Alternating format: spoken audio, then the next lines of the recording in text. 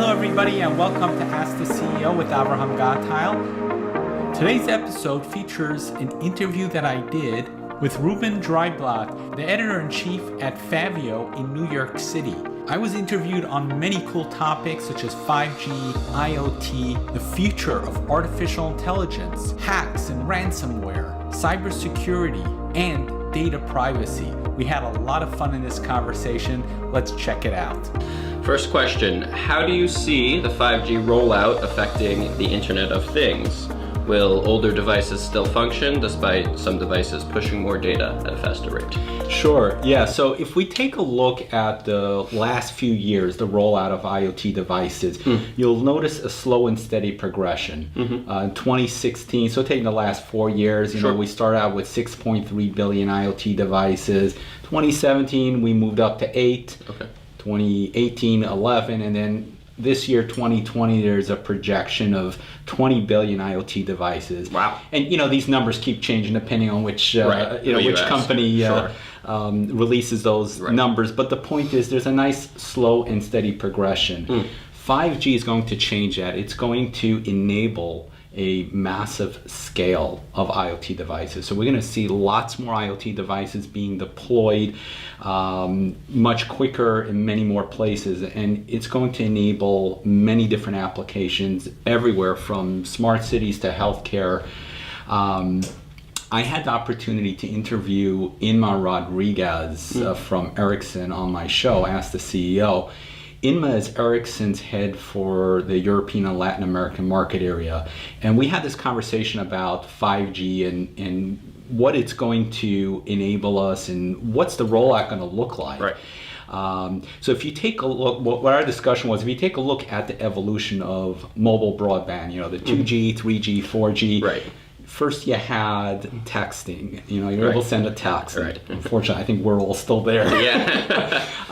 Then we went to emails and web browsing, and then we went to watching movies on our phones. Streaming, sure. 5G is going to be more than just an evolution. It's going to be more than just another G. It's going to be exponential. I mean, you know, let's talk about applications such as smart cities. Autonomous vehicles are a big topic, right? Sure. One of the things it's going to enable is that connected infrastructure. Right. So as we human drivers, we operate our vehicles, we interact with everything, with the whole environment around us. We're looking at a distance, at the traffic light 6 blocks away to know how fast we can go in order to get that yellow light to get past there. You know, we see that idiot that's about to cut us off and all sorts of things. You know, we're interacting with the whole environment. We could see black ice on the road if we're paying attention and we know to slow down and so on. Autonomous vehicles today are relying on radar and optical technology in order to be able to drive safely, but that connection to the infrastructure is still lacking. 5G technology is going to enable that. The road is going to tell the vehicle, hey, there's ice on me, you know, reduce speed. And same thing, the traffic lights, the intersections. And that's going to make not just autonomous vehicles, but even the human-driven vehicles much safer. And that's just one application. Healthcare is another one. So telehealth is a big deal. It's not a new technology. You know, we've been using telehealth for quite a number of years, but it's expanding. 5G is going to enable telehealth to expand to allow doctors to do life-saving surgeries for people in developing countries that don't have access to medical care through robots. There was a story recently, an astronaut on the International Space Station needed some medical care. Really? And a doctor from Earth was providing assistance on the phone. Wow. I didn't hear about that. You know, we're going to Mars. Elon Musk, I don't know if he's sending a hospital to Mars. Elon, if you're listening, you know, you may want to do that. Yeah. But I'm sure Elon is going to send a medical robot. Right, Elon? Yeah. And I don't know if 5G will enable us to perform surgery on Mars from Earth, but it's that idea that low latency, high bandwidth, that ubiquitous connectivity that's going to enable so many applications like this. So we're going to see the rollout of IoT increasing exponentially. Now, in terms of your question about older technology, Right. How does that factor in? Yeah. You know, generally when we see improvements in a field, sometimes there's the lag behind of older devices, not always a device, but can cause a delay in adaptation to the newer model. Yeah. So I come from the telecom world. Sure. And it's interesting when the companies I worked for, we had these marketing presentations. They always presented the solution in a pristine environment. Everything's brand new. Rip out the old, in with Here's the new. Sure. But as you know, the real world doesn't work that way. course You not, have yeah, a hodgepodge, jury-rigged, Right. duct-taped solution of old technology working together with new technology. Absolutely. And that's how it's going to be like in post-5G world. So just to give you an idea, if we look at some of the European telecom carriers, Swisscom out of Switzerland Sure. is going to maintain their 2G network until January 1st, 2021. Okay. So we are still going to be using 2G, yeah. in conjunction with 5G. T-Mobile, we all know T-Mobile is. Same time, December 31st, 2020. They still got 2G. Right. Even better, Norway, Telnor, out of Norway, they're keeping 2G till December 31st, 2025. Wow. So I think that 4G is going to be around, when we still have 6G. Right. It's going to be around for a while. For a while. Just like 5G won't be an evolution in terms of technology, but in terms of the adoption, there is going to be an evolution. We've all invested lots of money in this infrastructure, Right. and it's not practical to rip everything out. Definitely not. Especially if, the next G is around the corner, in a couple of years. It's like we spent all this money adopting to this one, and now there's a new one. Exactly. Just an interesting thing about just going back to what we just discussed about the rollout of IoT and how 5G will influence that. 5G will also influence another aspect of IoT. It'll influence the manufacturing of IoT. And what I mean by that is we also need to look at a second set of statistics that are in parallel to the IoT rollout. So if we look at the same time period from 2016 through today, we need to look at the numbers of records exposed during data breaches. Because we're adding devices onto our networks, we're getting hacked. Right.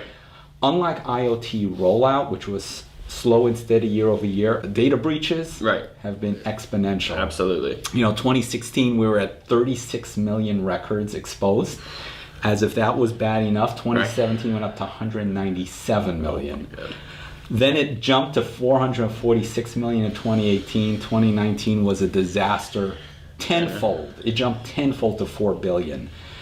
This year, people are still hung over from New Year's. I mean, we're literally 2 weeks into a new decade, and Honda was just breached, and we've got 1 billion records down the drain. Oh my God. So, it's getting better and better. We're adding, I saw a statistic, we're adding 127 connected devices per second. 127. Either per second or minute. I'm sorry. Still, that's a lot. That's I was getting a little excited. Per minute. Let's sure, we'll tone it down. But that's a lot. Right, that's a ton.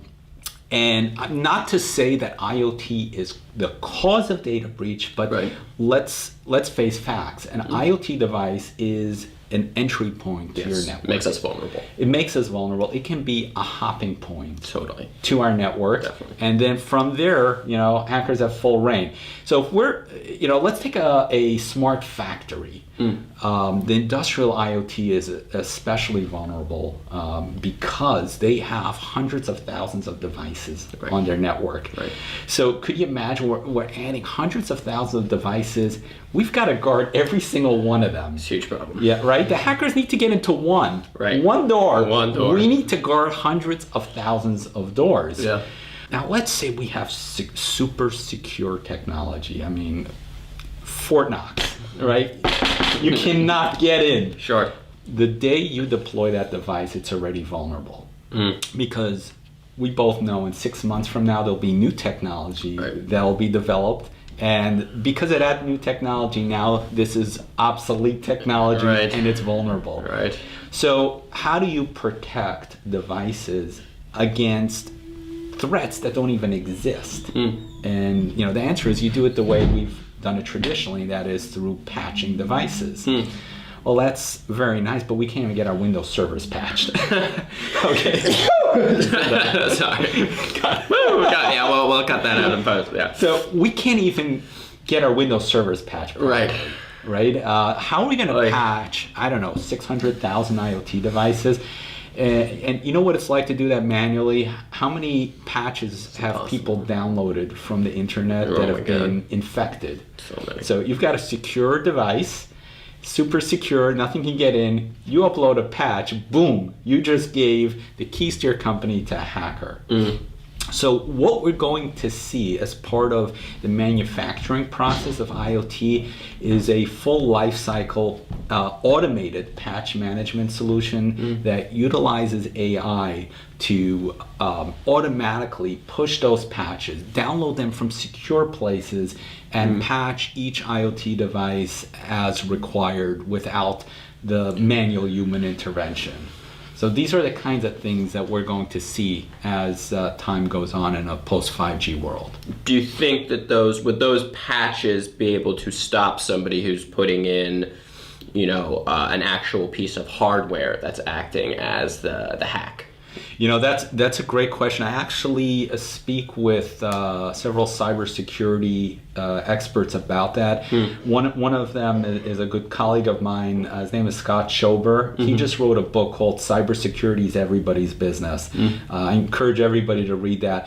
His company, Berkeley Varitronic Systems, based out of Metuchen, New Jersey, specializes in that kind of threat detection. So that would require a different methodology because software, can guard against software and maybe to some extent hardware, but sometimes that chip bypasses the software, bypasses the OS, bypasses everything, and we need a different kind of protection for that. Absolutely. The hardware level is very vulnerable. I spoke to a cybersecurity expert for a previous idea he's based out of Israel, and he runs a cybersecurity company called Sepio Systems, which is focused on the hardware level and really, doing something to mitigate these rogue USB devices that somebody might put in, or Raspberry Pi in a massive manufacturing plant. I mean, there's, we're all scanning on the software level, and one employee, puts one thing in because they were trained by some, outside source who only wants to do harm. But it is encouraging, though. It does seem like there's a lot of promise with 5G, a lot of promise with these new rollouts. We definitely have to keep in mind the cybersecurity concerns, and how do we mitigate that? How do we not, for the sake of progress, how do we not leave ourselves more vulnerable in other areas? Exactly. Okay. On another question, different note, switching topics a little bit. What excites you most about the future of AI, and what do you fear in turn with that? Yeah, so there are lots of exciting applications coming out for with AI. Right. Just dovetailing on cybersecurity. I mean, Sure. 5G is going to be a game changer for cyber. We're going to need AI, just like we finished off right now. We're going to need AI because it's just going to be physically impossible to keep track of everything. Sure. In terms of some cool technology coming out, we've got smart cities, and there's a technology called NLP, known as natural language processing, which uses AI in order to understand what it is we're saying. Right. So imagine walking down the street, New York City, when it's finally smart, Sure. and just speaking. We're not even gonna need our Bluetooth anymore. We're just speaking to the nearest lamppost. Hey, how many seats are on the M48? Right. And it's going to know through AI. It's going to be able to tell you how many seats. Or here's another interesting application. Smart cameras are becoming very big. They are very big. Right. And smart cameras can actually be used for applications such as detecting bacteria levels on food. So we'll be able to query our smart cameras and say, hey, how does the cabbage look on, on the supermarket there? Is this chicken still good? Yeah, exactly. When is that milk gonna spoil? Because my gosh, I buy a bottle of milk and a day later it's spoiled. July 3rd. Stuff like that. But you know what? Those are what I call utilitarian. They're cool technology, but that doesn't excite me.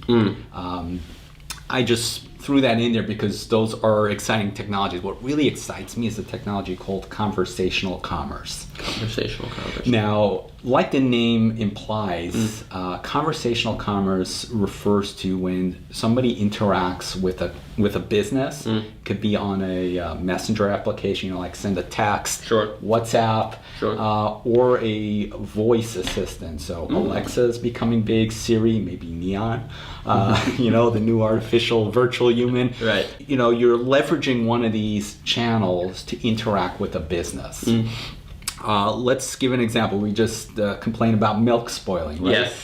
So we've got these smart fridges. We walk into our kitchen and go, hey, fridge, how much milk do we have left? And if it's programmed with a snarky AI attitude, it'll respond back, yo, boss, the rate you're guzzling it, it'll be gone in an hour. But, when it detects you're getting a little bit irritated, but I can order a new bottle right now and it'll be here in an hour on a drone.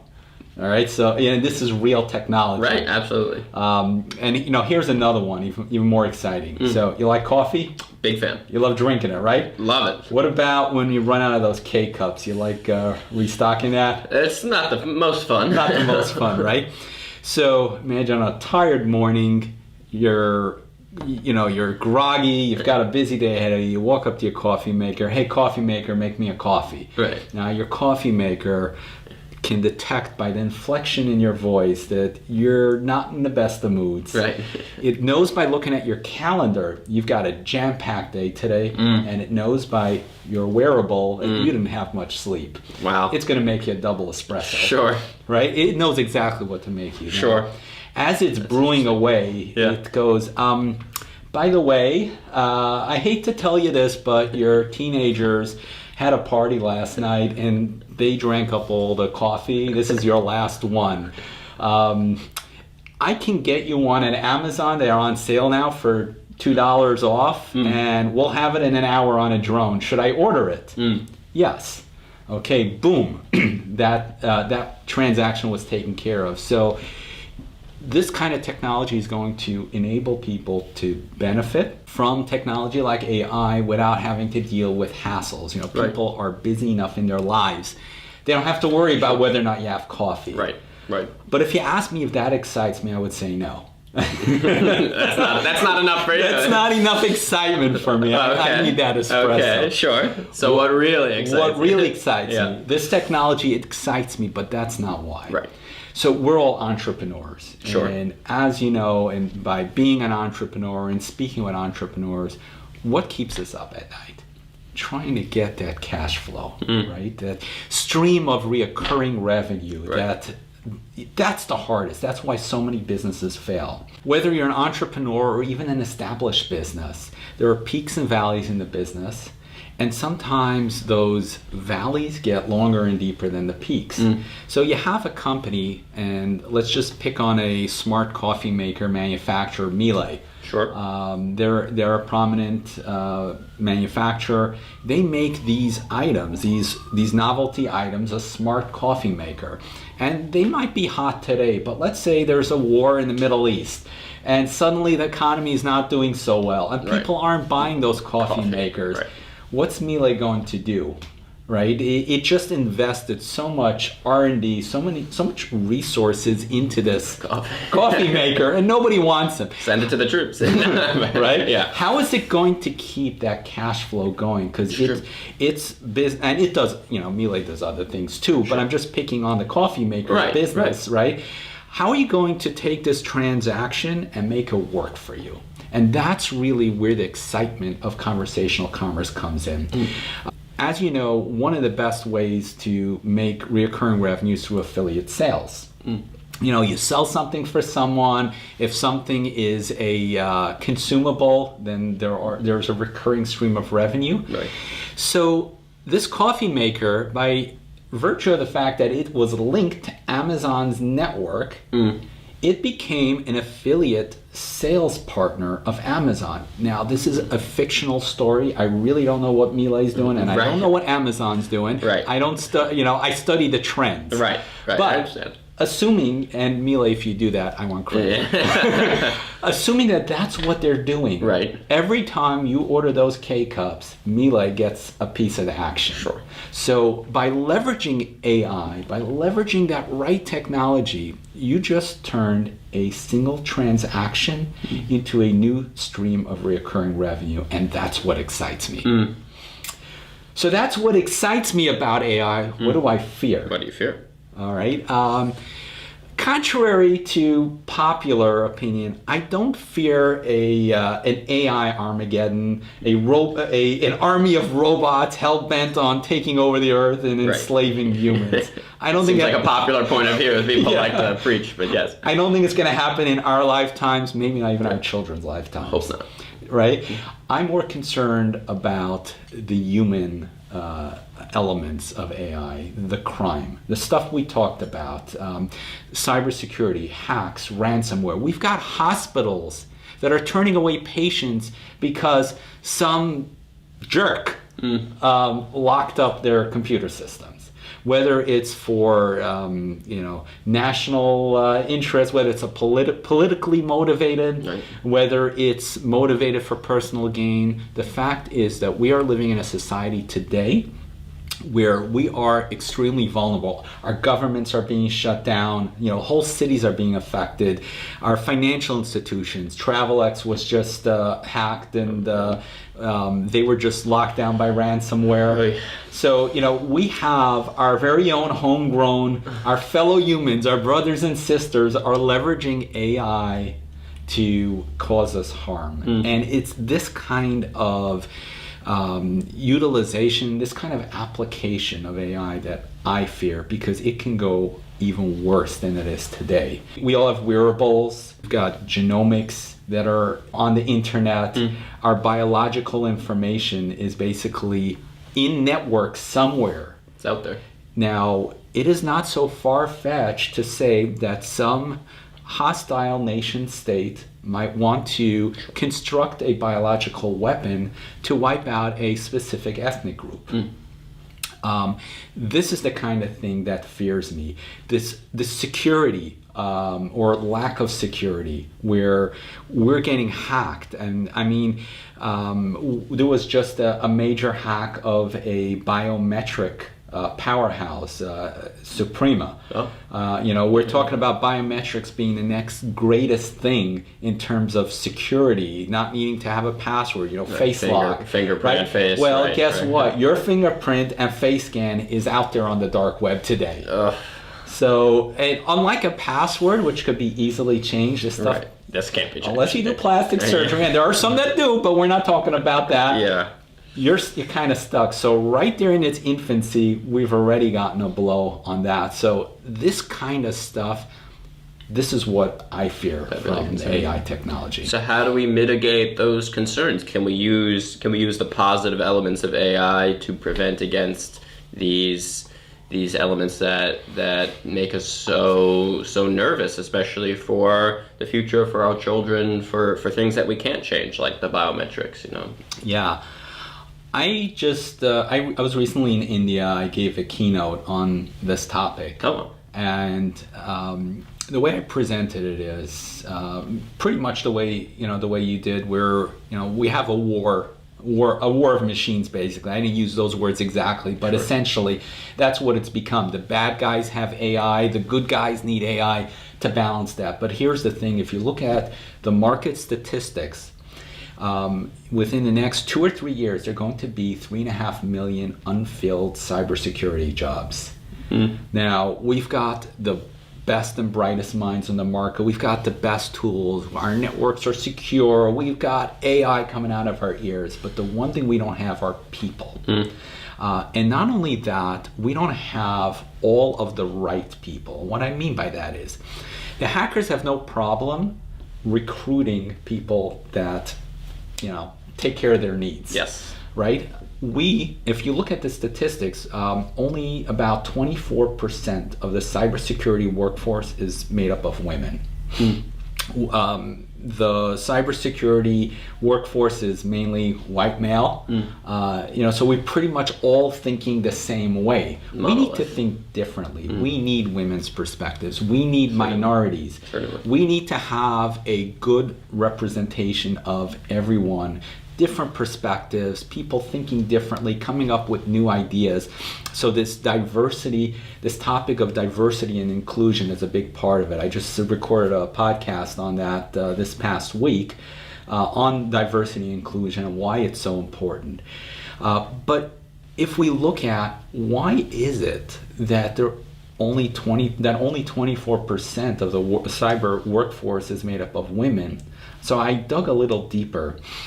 Alan Paller, who is the chairperson of the SANS Institute, he noticed that when he stepped into a high school Cisco networking class, it would typically be 30 boys and 1 girl.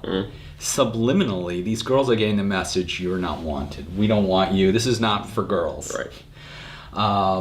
Even funnier, so the person I interviewed, Deborah Rue, who is the CEO of Rue Global Impact, she actually educates businesses on diversity and inclusion. She told me a story about Mattel, the Barbie manufacturer. Yeah, sure. They programmed a Barbie with AI to speak to girls about career choices. Oh boy. And, the girl goes over to the robot Barbie. Sure. And Barbie says, hey, little girl, what do you want to be when you grow up? Oh, I want to be a computer scientist. And Barbie says to her, have you ever thought about a career in fashion? Oh my God. Now, after this happened a couple of times, I'm cringing on the inside. They did some research into it, and it turns out that the AI was programmed, no surprise there, by white males. By men, yes. That sounds so, about right. We're taking the same bias and we're programming that into AI. So again, we need that girl to be that computer scientist. Absolutely. We need more women. Definitely. And that is the only way that we are going to get ahead of the game. That's how we're going to keep ourselves secure, by hiring. But we can't just hire women. We have to encourage them.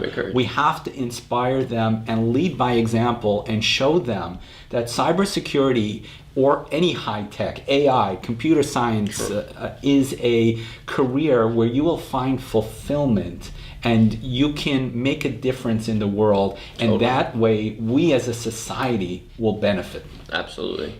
Do you think is there a strategy you have in mind to encourage people to go forward in this industry, to fill that gap of jobs? How do we encourage? Is it just, this is a nice paying job, or this is very well respected, or you can have a long career? I mean, those seem like the normal ways we try to encourage people. Right. Maybe do we need a societal shift? What do we do with that? Well, part of it is really, it's subliminally. It's subliminal because the girls are ingrained with the message that cybersecurity is not for them. It's not a girl job. And that's the part that needs to change. It has to come from us. It has to come from industry leaders giving presentations about that. One of my colleagues, her name is Tyler Cohen Wood. She's a 20-year or 18-plus year veteran of cyber intelligence and forensics. She worked for the Department of Defense, the CIA. Pretty cool stuff in her career. And she's actually working on a conference geared towards girls called Cyber Girl Power. And this is basically going to be a conference where girls will hear speeches and presentations and get to play with the technology and get a feel for themselves that, hey, I can do this. This is for me. And we need more people like that. Right. Definitely.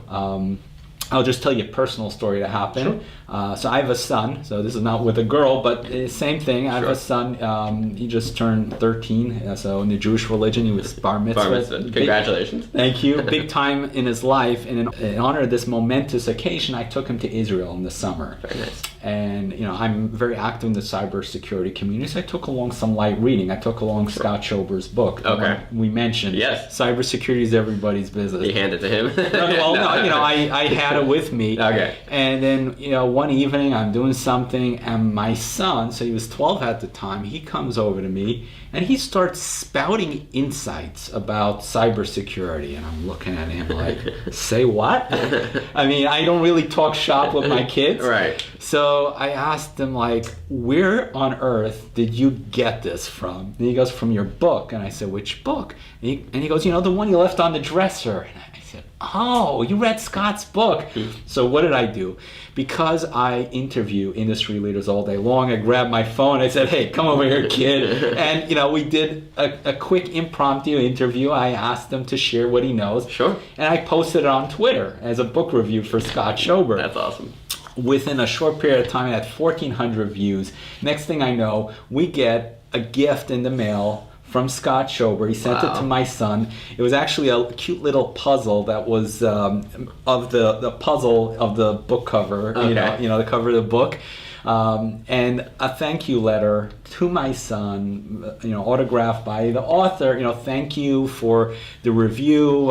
Something to the effect of, there are great things in cyber. Basically encouraging him to continue along in cybersecurity. So when stuff like this happens, when a young child takes an interest in a high-tech field and puts his name out there and says something, and then to have an industry leader give this child encouragement, that's huge. That's how we're going to get them interested in this field, and that's how we're going to solve that problem of keeping us safe.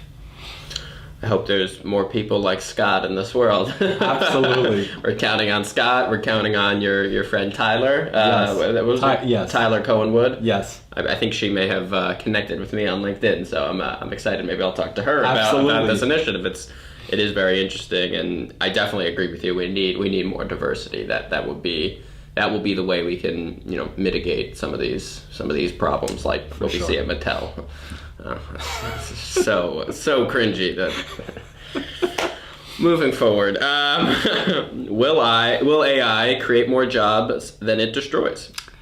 I know we touched upon that a little bit, so you don't. No, I love that question. I get asked that all the time because it's a concern that people have. Big concern people have. So the short answer is, and then we'll expand that a little bit. Sure. There's going to be a shifting of jobs. Definitely. Jobs will be lost and jobs will be created. There's going to be a net, and I feel there's going to be a net gain. Okay. There's going to be some pain. Definitely. Right. Definitely. But if you think about it, this disruption, because that's really what it is. It's disruption. It's nothing new. In the 1850s, with the Industrial Revolution, Sure. the steam engine. Yes. That already disrupted jobs. Definitely. Unless you're in Midtown Manhattan, you're not going to see too many horse-drawn chariots, and the only ones you see in Midtown Manhattan are like $10 a minute or something like that. Very expensive. Right? There aren't any jobs available for horse-drawn chariots. Yes. I don't think too many people are crying over it. Yes. But at the time, Right. it was very painful. Right. Now we have taxi drivers, and the taxi drivers are going to be disrupted. Right. But again, it's part of the progress.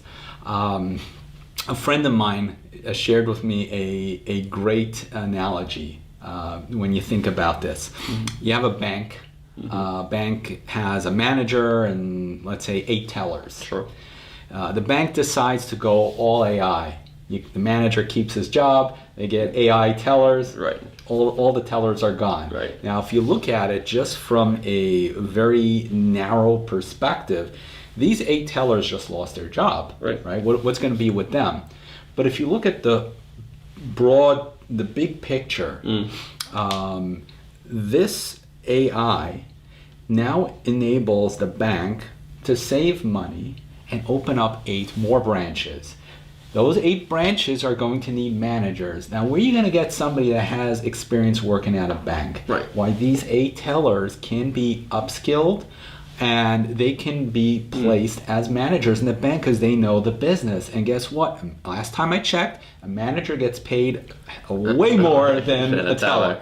Just a simple example. We're able to serve more people, and the people themselves are able to actually have better jobs because of that. But you have to be willing to educate yourself. Right. And that's really the second half of my soapbox there.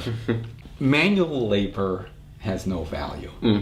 It's something that I learned as part of my evolution into entrepreneurship. Right. I was disrupted out of my industry. Many people were disrupted over the last several years, with these new technologies coming out very quickly. And what you very quickly realize is that doing things has no value because things can be done better, faster, and cheaper by other means, whether it's through people in other countries, whether it's through machines. The point is that doing things will not help you. What you need to do is you need to look inside yourself and leverage that part of yourself that is unique, that cannot be disrupted, and leverage that to deliver value to others, because that value will never be disrupted. And it was a hard lesson. It sounds a lot simpler than it is. This is an evolution, and we need to educate ourselves. If you don't know, but I sell fruit on the street. What can a guy like me do? Well, you can do lots of things. You have to broaden your horizon. The first thing I would recommend, speak to friends, find out what people are doing. Maybe your circle of friends need to be upgraded. If you're hanging out with a bunch of buddies at the bar all day long, well, maybe look for other friends, but you have to broaden your horizons. That was the biggest lesson that I learned. Speak to people. I started off speaking with entrepreneurs every day, and I speak with executives and industry leaders every day, and I learn from them. And I'm evolving, and we're all evolving. Everybody in my circle is evolving because we're educating ourselves. So it's not a matter of whether or not our job is going to disappear. It's really about making yourself invulnerable to disruption. And we each possess that capability. We just need to work at it, and we need to actually put in the effort and make it happen. That is motivational. I feel supercharged. Yeah, right. I like that.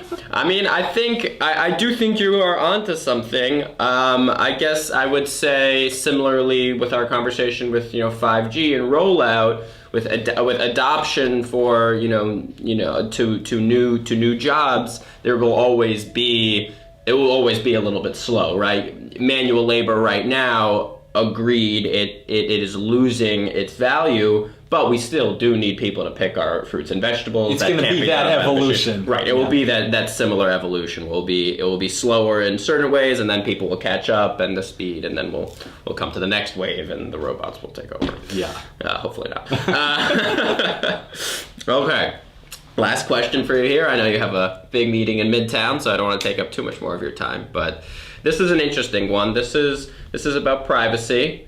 It's something I've asked a few other people before. I'm trying to get different perspectives on it because I've found that a lot of people maybe either aren't so sure how they feel about their own privacy or are very adamant that we need to feel like we need to be protecting this. So I'm curious to hear your thoughts on this. And the question is there a consensus on the importance of privacy these days? I've seen more and more people my age especially, they're willing to give out a lot of private information to big corporations for the sake of convenience.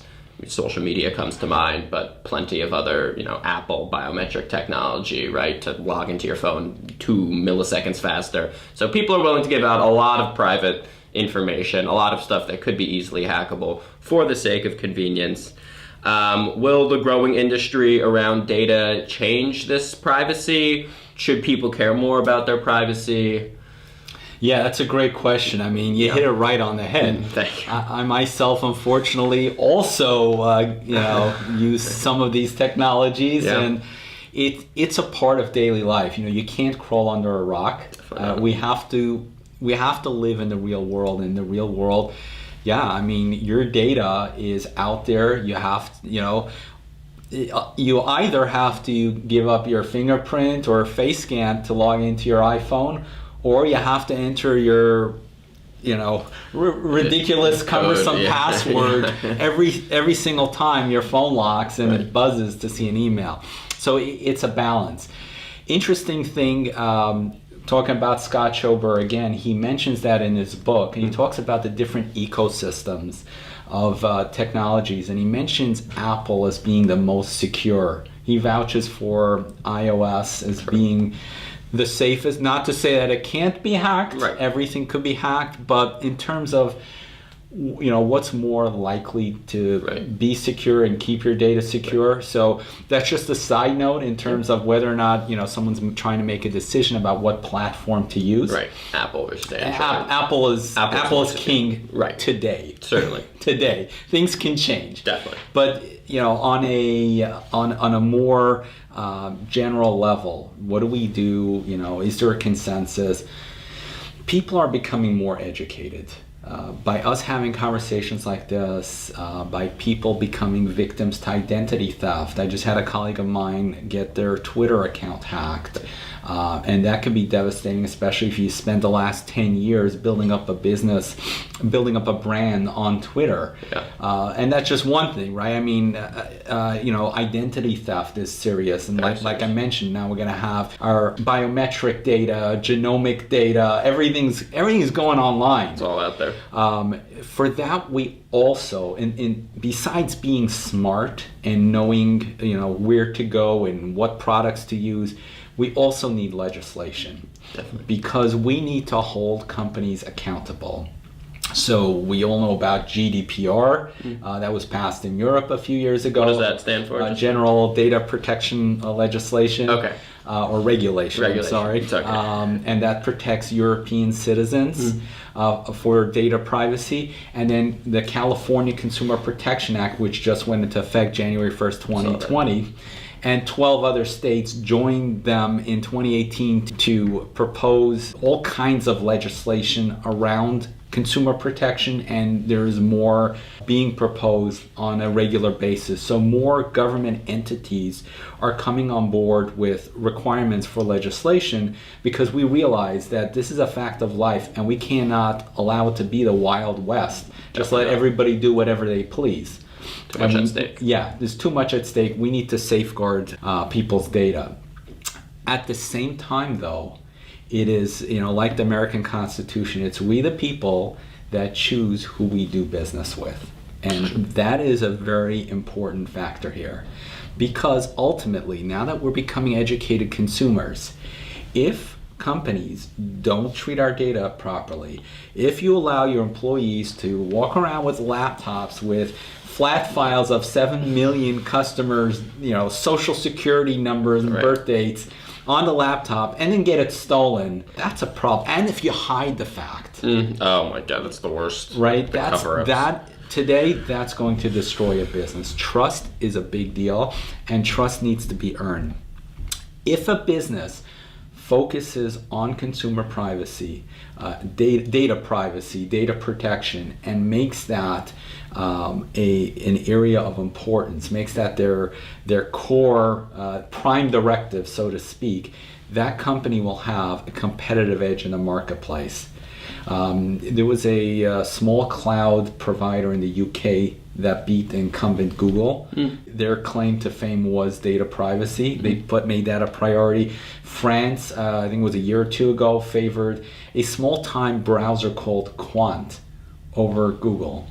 Again, because of data privacy. Yeah, Google is huge in that category. So trust is a big deal, and companies are starting to realize that this is going to be a big issue. So one of the global leaders in digitalization is called Siemens. We've all heard of Siemens. Sure. They put together a collaborative of 17 global organizations into what they call the Charter of Trust. And what this is, it's a bunch of companies doing research into how to bring trust into a digital world. And they post recommendations of, like for example, companies must support patches and updates for the full life cycle of the product and things like that in order to make sure that any vulnerabilities are patched. Right. So my opinion about initiatives like the Cybersecurity Charter of Trust is that something like this has the potential to be the gold standard by which we measure companies against. Whether or not it's going to become the gold standard or not, that's my opinion here. But I think that I personally would rather do business with a company that declares and demonstrates that they take my data privacy seriously and makes it a priority than another company that's a maybe. So my basic message here is that a company that prioritizes their customers' data privacy will have a major competitive edge in the marketplace, because only then will they earn that consumer trust, and trust is that new differentiator in today's marketplace. It's very interesting. What would you say about companies that already have a big foothold in the industry, for instance Google, and now there's so much coming out about their misuse of privacy? What do we do in that case where we as a consumer, I'm not going to say, I wouldn't say Google has maybe they do have a stranglehold on the search engine market, but I know there's something such as DuckDuckGo, which does a better job with encryption and making sure your searches are private and things stay private. Can we get people to shift to DuckDuckGo, or because Google is the standard, they're just going to be, I'm going to use Google, it's faster, it's quote unquote better, how do we get that shift when a company already has everybody's trust and it's hard for people, to change? It's interesting you say that, because I myself was looking into other browsers. Right. I went back to Chrome. Okay. Yeah. It's habitual. And look, we've all heard the stories about Facebook misappropriating data, and we all know it and we all use it. Yes. There are those diehards that say, "Oh, I'm not going on Facebook," right. But the majority of us are still doing it. Definitely. So, yes, the big companies have a little bit more of a buffer. There's a little bit of that forgiveness factor because of the familiarity, but that doesn't mean that they're completely invulnerable. Right. Someone could come in, another Facebook, I don't know, but somebody could potentially come in and take away that market share from Facebook. It's been known to happen. Sure. So, yes, they have that element right now because everyone's using them and there's no other platform, but that can change. I wouldn't, I wouldn't hang my hat on that. Okay. Well, Avrohom, thank you very much for coming to me and speaking today. It was an absolute pleasure. You had some great insights, really fabulous answers to these questions, and I'll be sure to put up some clips on LinkedIn for my lovely audience here. Thank you so much for having me. It was a real honor. Absolutely. Thank you very much.